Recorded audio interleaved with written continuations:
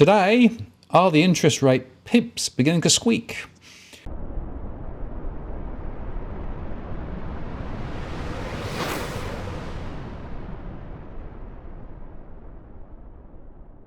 Hello again, it's Martin North from Digital Finance Analytics, one of those posts covering finance and property news with a distinctively Australian flavour. First time for the new year, and Steve Mickenbecker from Canstar joins me. Hi, Steve. Hi, Martin. Happy New Year, and we were just saying it's a bit like 2022 over again on steroids. Yeah, I think Groundhog Day, and I think it sort of is a bit like that because I think it's looking a bit like more of the same, isn't it? Well, it does, except, of course, that we've got now a much higher interest rate environment. And in my surveys, I'm now seeing a very interesting trend happening. So people were saying, I want to get Christmas out of the way first, right? So let's have a lovely Christmas and we're going to spend a bit and we'll put stuff on credit cards. But now the new year has dawned. Actually, these higher interest rates are here. They're biting. There's more people now worried about these fixed rates coming later in the year.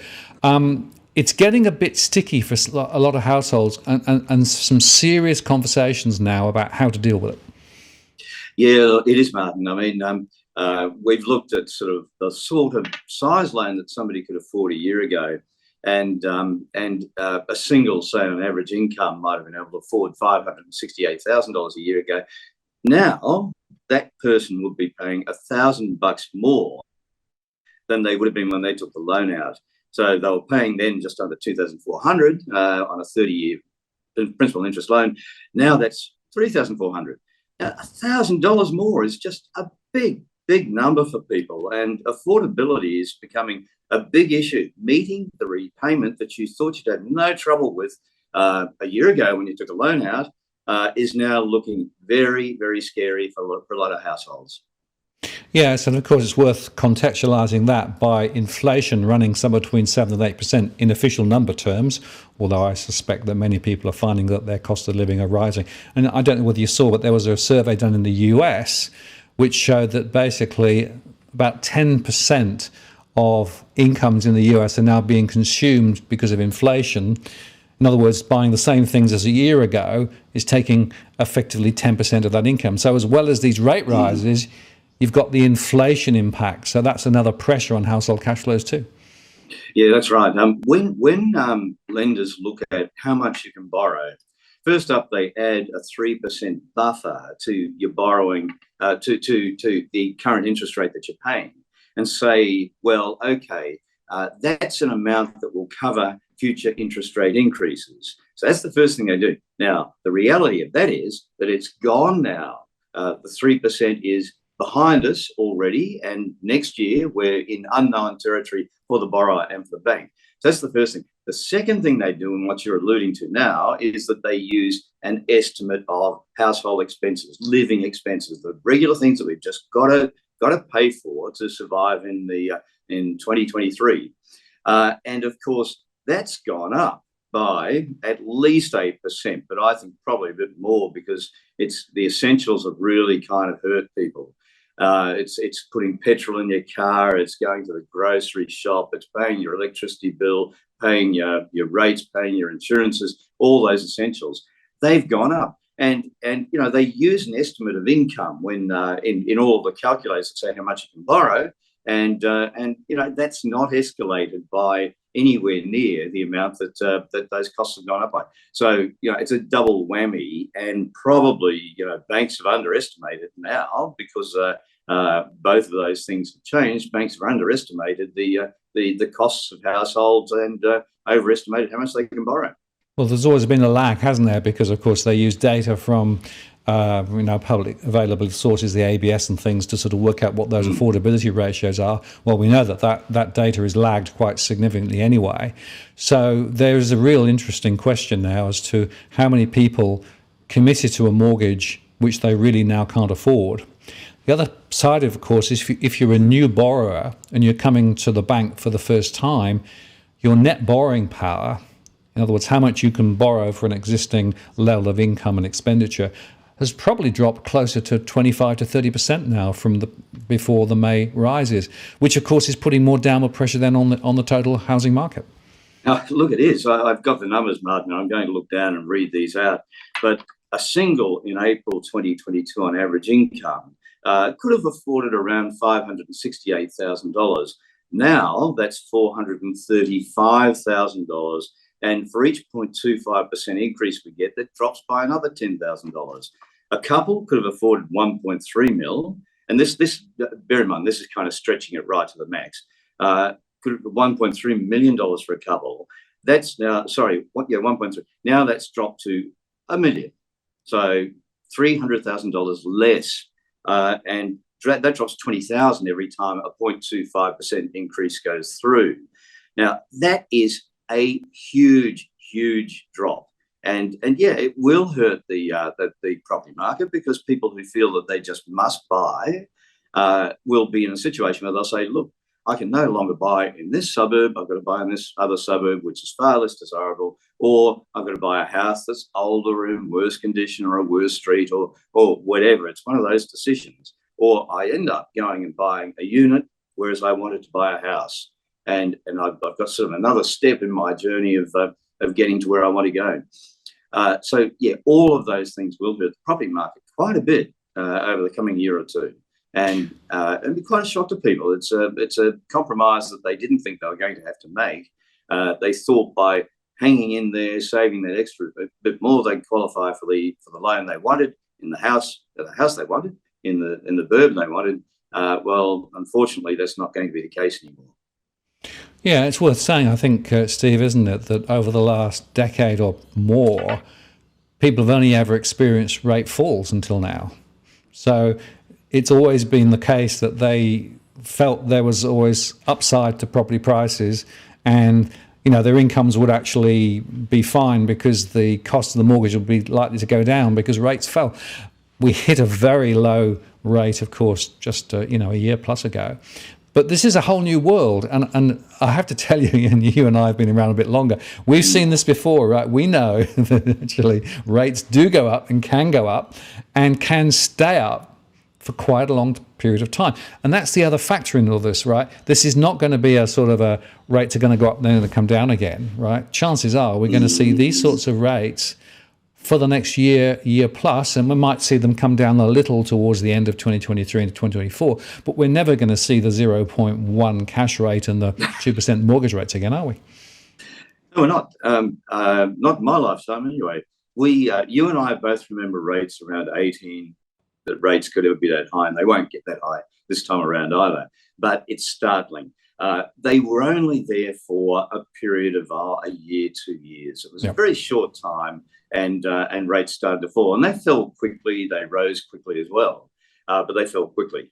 But there's a big but there. But they stayed above 12% for donkey's years, and you don't have to go back long to remember 8% rates pre-GFC, and the GFC was about 12 years ago.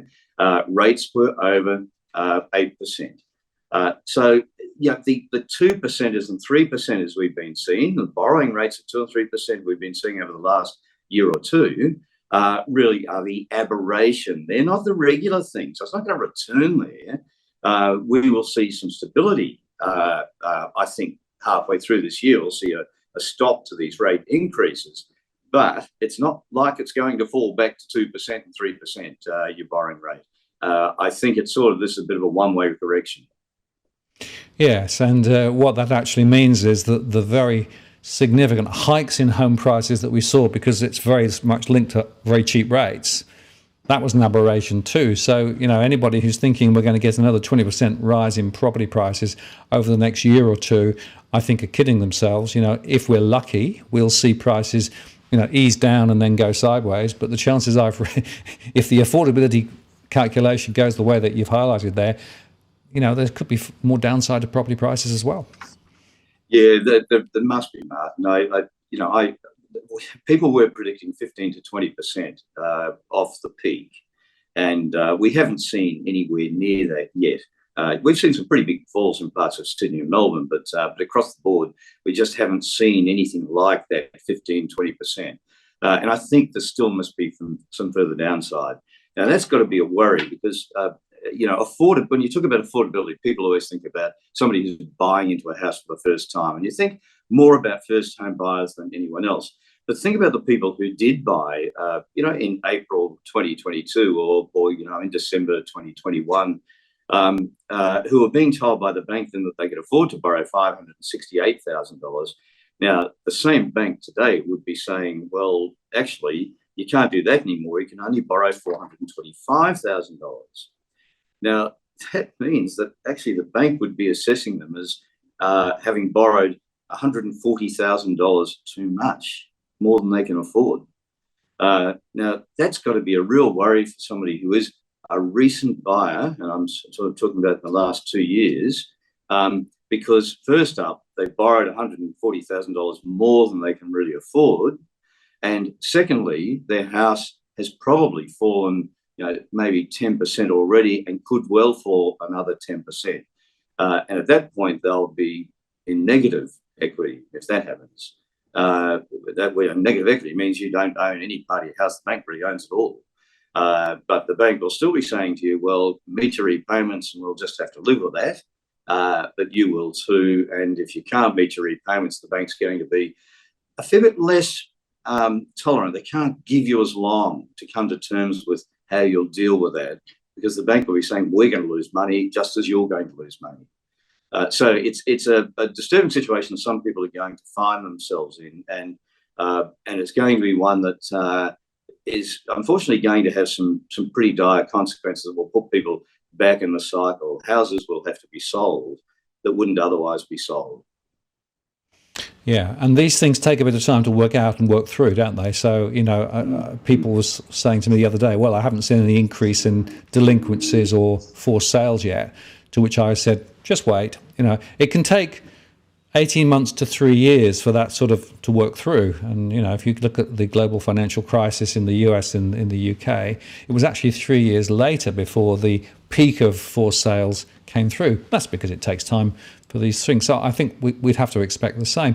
But I think there's two observations. The first is, will the banks then try and find, special means to try and help these people? So will they then say, well, we'll extend your loan another 20 years or something to give you more leeway, or we'll encourage you to go interest only for a period of time? Now, those strategies may be good for the bank. I question sometimes whether they're actually good for the borrower. Yeah, it's one of those tough ones. If you can see light at the end of the tunnel, and when I say light at the end of the tunnel, a way that you can afford the repayments you're being asked for today, then it's worth making some of those decisions. But they've got to be decisions made that are short term, not decisions that you make and then leave on hold for the next 20 years, because then it's going to really hurt you. I think that first up, the banks are going to be a little bit nervous about, say, going interest only if you're in negative equity. They probably won't be nervous if you've got 30 or 40% equity in your house. But if you're in negative equity or you've only got 5% equity, they're going to be a bit nervous about doing that, and they'll think very hard about it. But if they do, and you say, yes, I want to retain the house, it's not a bad call, provided you can say, my income is going to rise, I can see how I can make full repayments and revert to the repayment that I'm really up for today, then it's worth doing to hold out. But if you can't, and if realistically you've got to say, look, there's no way I can afford this now, and I won't be able to afford it for the next 10 years, sometimes you've got to make a really hard decision and say, look, I'll get out with what I've got now, rather than put myself in a position where I lose everything, absolutely everything. And, it's sort of like retreat, but be prepared to fight another day. Yes, and the danger, of course, is that people rightly, in a way, prioritise covering the costs of where they live. It's either a rent or a mortgage. But if they are doing that by grabbing more credit on a credit card, or grabbing a personal loan, or buy now, pay later, in other words, using short-term credit to try and get through, that can also be a very, very tricky road now, bearing in mind, like we said, real incomes are going backwards because inflation is a lot stronger than wages growth, and the interest rates are demanding more of you. So Unfortunately, in my statistics, I'm seeing some households reaching for those additional credit products, and I'm not sure that's a good strategy either. No, it's not, and it's sort of it explains why people can say currently that they're not seeing a whole lot of extra stock come onto the market of people selling because they're distressed. That's the explanation. I mean, there are two things. One is that it takes a while for the interest rate increases to actually flow through to your repayments. Now, the increases from last year will virtually be in everyone's repayment this February, but it takes a little while to come through. But people do exactly what you're saying. If they've got a credit card with capacity under the limit, they'll say, all right, I've got to make the home loan repayment. That is the priority. I'll draw it up on the credit card. Now, you're just kicking the can down the road when you do that, because you're going to be in much deeper trouble with much interest rate debt on your hands, and that also will need repaying. So yeah, it can really hurt a lot. It can hurt your financial situation much more and put you into a much more dire position. Short-term decisions, and if you do have long-term hope, then they're all worth doing. But you've got to look at your long-term and be realistic about it and say, can I actually afford this now? And will I be able to afford it in 5 years or 3 years or 10 years? You've got to make those decisions and make them realistically before you go in for one of these short-termisms. Yeah, so you need a plan, not just grab the first thing that comes by. And it's worth just again reflecting that there will be some people who had loans at 2.5% buffer rather than a 3% buffer, because that was before APRA changed it. People are also, of course, experiencing these cost pressures as we've discussed, and whilst inflation may come a bit, that's probably not going to be alleviated particularly soon. There's more talk about gas prices going up quite strongly, quite soon as well. So it's important, I think, to sort of build a bit of a cash flow and try and get to understand your finances and then figure out what to do. But I guess also, Steve, those people who are on the fixed rate loans and know that there's going to be a change to that rate coming this year at some point. So do you know when it is, and do you know what the likely rate is? Because a lot of people are around 2% at the moment, going to a 6% typical or more perhaps. So again, plan ahead. Don't just wait for it to happen, and don't just assume you can cover it with credit cards.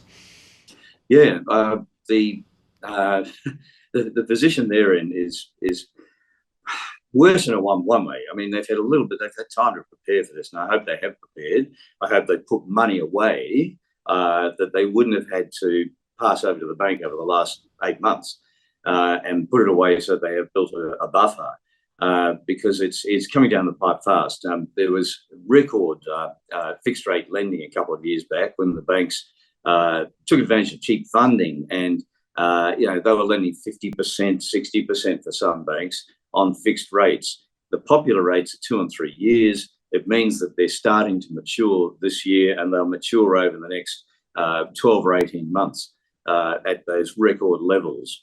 And anybody who did borrow then was probably jumping in on one of those 2% deals. They'll be converting to 6% overnight. 6%, that's the best they'll be getting. And they'll probably have to go to the bank to get that, because their revert rate that's in the document probably says 7% or 7.5%. So they'll have to go to the bank and negotiate that first up. So make sure you do that if you're coming off a fixed rate. You should be around 6%. But that's a trebling of the interest rate. I haven't even figured that out, but that's probably doubling your repayment at least. I should have figured that out, but this is going to be a lot of borrowers actually doing that over this coming 12 months and 2 years. And when it happens in one hit, oh my gosh, that is such a shock. That's right. Well, the sort of calculations would suggest at least a 40% increase in the typical monthly repayment, at least 40%, sometimes a little bit more, depending on the term and those sorts of things. So these are big shocks for people. Interestingly, of course, also, there's been a significant rise in refinancing. So some people have actually tried to get a a lower rate loan. And the ABS data, the recent data came out, showed that the only growth X sector was actually refinancing, where people tried to actually squeeze. And you and I know people have not necessarily got the best rate. So refinancing is a good strategy, particularly from a variable rate. Make sure you've got the very best rate there, because if you haven't, you are effectively at paying more than you need to. And the refinancing processes these days are pretty straightforward, actually, aren't they?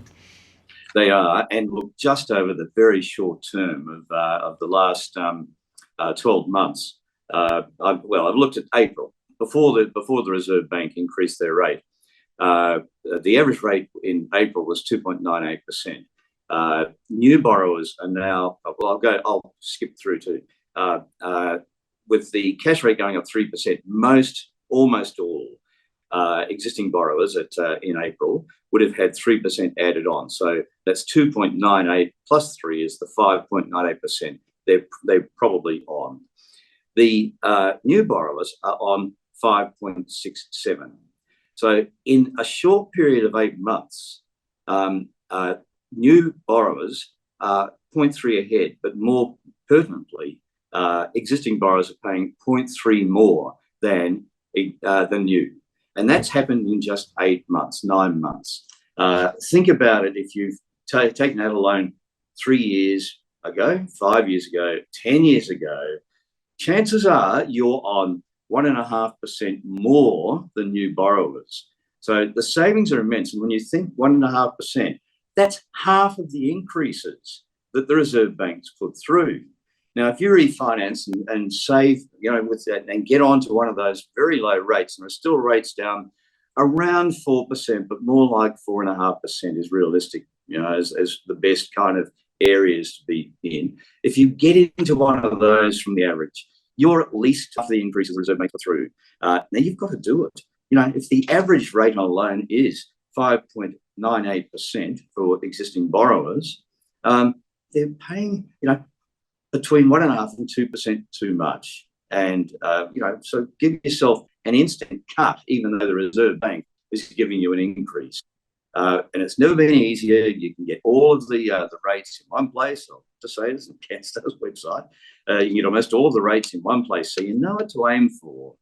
And whether you go to direct or whether you go through a broker, you've got to make sure that you're getting one of those better deals. It's the only kind of defence mechanism at the moment. Short of just getting your own house in order, of course, getting your own budget fixed. But taking advantage of that right now. Absolutely, and it is worth underscoring again. Shop around, use the comparison sites to find the best deals, and don't assume that the bank you're with is necessarily the best in the market, because quite often they're not. Well, the odds say they're not, because the big banks tend not to be the best. Now, they do have some loans that are very good rates, and they have subsidiaries with very good rates and all the rest. But the big banks aren't necessarily the lowest priced in the market. And 75% of people are with the big four banks. So there are savings to be had. And, even if you get the best rate the big banks have compared to the rate that you're probably on, then you'll still be miles ahead. You might not even have to leave your own bank to make massive savings. But look, while you're at it, look further out and look and be able to say to your bank, look, hold on a minute. I know that your best rate is this because I've been on Canstar, but I also can see that there are rates, 0.5% better than that. So sharpen your pencil, please.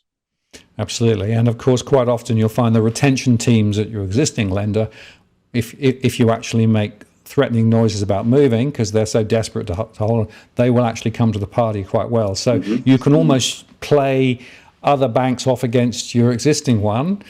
You've got the tools like Canstar tools to be able to actually show you what's available, to be able to actually force them to come into line as well.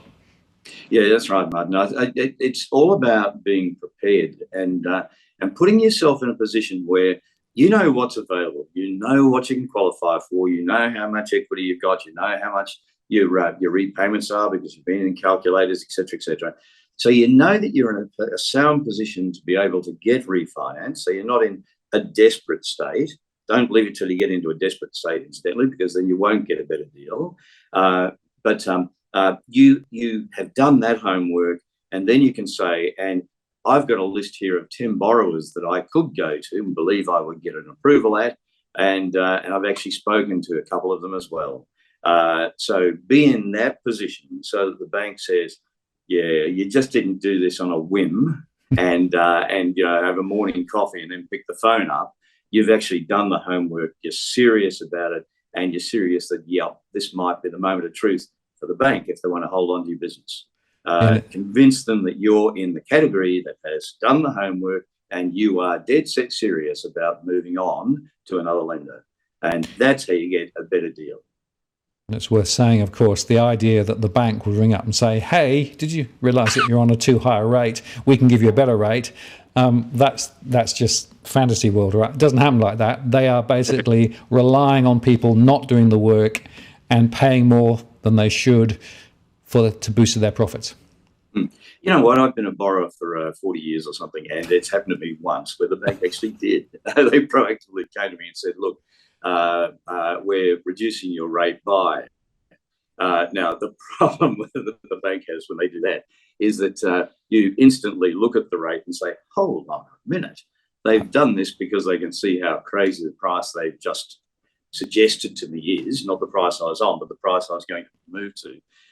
They've realised how crazy that is. And then they've thrown me a bone thinking that'll work. But what it's actually done is it's caused me to go and shop around a lot further. Yeah. So I don't think they ever repeated that exercise. Exactly. But you're right, Mark. You've got to take it into your own hands. You've got to give yourself a rate cut because the Reserve Bank won't be for many, many, many years to come. So give yourself a rate cut. And finally, before we close, let's just talk about term deposits and savings accounts, right? Because we've said all the way along, the banks have not been very fair on this. So they've taken the full lift for mortgage holders, but they haven't passed on the full benefit to depositors. And it's still going on, isn't it? Yeah, it is. If you have a savings account with a bank and it's one of those regular online savings accounts, you probably have received at best a half of the increase the Reserve Bank has put through, because it's the base rates have only gone up really by about 1.25% on average. I extracted it before Christmas, but I don't think it would have changed. So you've received less than half of what the Reserve Bank increase has been, whereas borrowers have received the full 3%. Now that means that you really have been treated very shabbily, I think. And I know other banks are doing it. They're replacing that cheap line of credit that the Reserve Bank has had. And that's, this year it comes due and will roll through over the next 12 months or so. And also wholesale lending rates. The wholesale bit that they fund has gone up. And then finally, they're doing it because they can, because they have so much deposits, because people put money away during COVID. So they can do all of that, but that doesn't help you if you're a saver or if you're a self-funded retiree living off savings. It doesn't help you. So whether they should be doing it or whether they can justify it to their shareholders or some of their customers, it doesn't help you, and you have to make sure you get a better deal. And on most savings products, if you get off the average rate and through to the higher end of the market, you get another 1.25, 1.5%. Bonus accounts aren't quite as bad, so you might not get as much there. But on your regular savings accounts, you will get, by getting to the best in the market from the average, you'll get about 1.5%, 1.25% more. So do it. Absolutely do it. It's you've got to do it. And don't forget that the government has the guarantee in place for deposits up to $250,000. So you can go with a borrower, with an ADI, an Australian Deposit Taking Institution, that's a bank. You can go with a bank that you really don't know much about, because they also have the benefit of that guarantee from the government. That's right. We'll just go to the APRA website and you can see all of the banks that are listed under that scheme, and they've all got the same protection, which means that the risks are extremely low. And again, if you go to Canstar, you can see all of the different accounts and the rates that are there. And there are some remarkably significant differences between the best in the market and the worst in the market. Amazing. Yeah, and it's again, it's money for no effort really, or very little effort, right? Because if you're getting an Yeah. extra 1 or 2% on those savings, that will offset all of those cost of living increases. And if you've got a mortgage as well, then it can all help to round out your finances. So again, it's worth taking the time to do it. It is, Martin. And I sort of said a bank you don't really know, but some of these are household names too. Some of them are the second tier banks that have some exceptionally good rates. So, you must take advantage of them. And you won't sort of say, well, it's hard to get excited about, a 4% rate or something. It doesn't sound exciting, but gee, if it's 2% better than you're on now, why would you not do that? In particular, if you do have a significant sum that you're trying to live off, well, that's doubling it. It's just easy to do as well. You can do most of these things online these days. So it's just too easy, and there's no good reason for just sitting on your hands and doing nothing. Well, it's Christmas out the way, New Year out the way, New Year resolution. Get your finances in order, right? Make sure you know what the rates that you are paying on your mortgages and your other loans and on your savings, and make sure that you got the best available, because that is a way to help to solve this financial pressure that so many people are dealing with at the moment.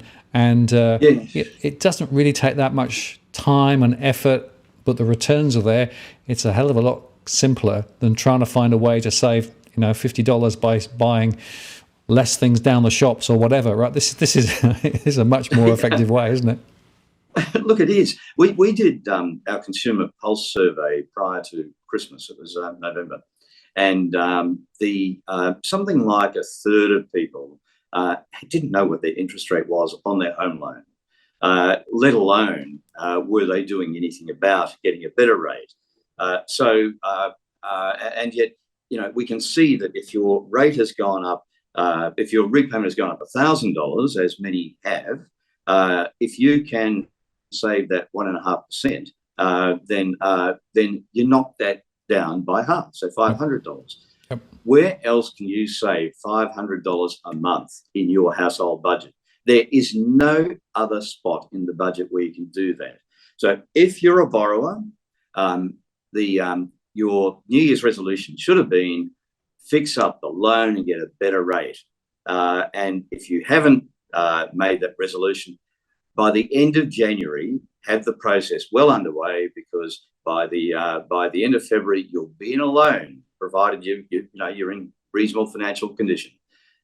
So make it now. The next weekend, check out the interest rates you can get, and the week after that, talk to banks, talk to lenders, and by the end of February, get yourself into a cheaper loan, and then start attacking your insurances and start attacking your household budget too. All I'm saying is don't wait to do the loan, because that's the biggest it's going to get.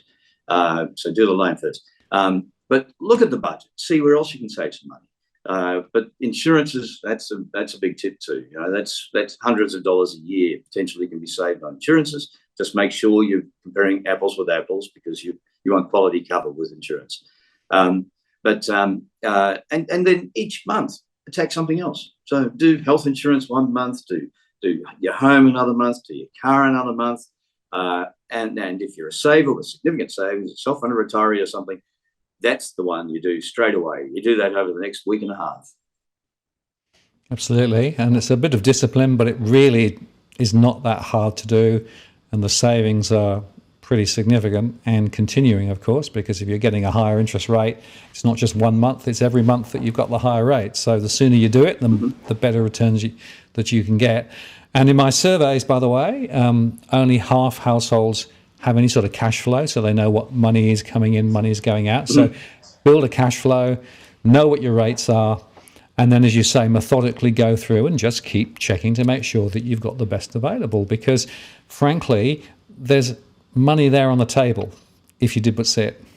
Yeah, and the number I quoted before, this 0.3% difference between you and existing, and that's arisen in 9 months, Yep. says that you really have to do your home loan every year, Yep. because you will fall behind again. It's just the way it is. Banks will always want to attract new business. They always want new quality business. And the way they're doing it is that they'll charge full tote odds to existing borrowers and give discounts for new. So don't treat this as a one-off. It's every 12 months. Check it out. And if you're starting to fall behind the good rates you can see on the market, time to do it all over again. It's about a little bit of discipline. And I know the sun's shining and it's a great day to go down to the beach, but you can actually do a significant set of actions relatively quickly to improve your finances, and then don't fall into that bucket then of people who are struggling to pay the mortgage because they've not actually done the things that they should be doing. So, yeah. Steve, very important advice as always. Thank you very much. We'll put the links to Canstar below because the site is brilliant to be able to make these comparisons. It's so simple and straightforward. You can jump off of the Canstar site and go direct to the particular lenders or banks there as well. And you got to wire this behaviour into your life, haven't you? You do, Martin, because it's what you said before. Banks don't phone you up and say, we're going to give you a discount because you're a great guy. Banks don't do it. Insurance companies don't do it. It's just, they're in a business. They have shareholders. They want to give them returns. They want to keep growing their profit. So they don't do it. So wire it into your life and wire it into your thinking that says, it's up to me to get a better deal, and then start equipping yourself. Thanks, Steve. Great advice. Good luck to everybody to seek the better deals out in 2023, and we'll catch up again down the traps. I'm sure we'll be repeating this message through the year because it's really so important. Thanks, Steve. Thanks, Martin. Cheers. Cheers.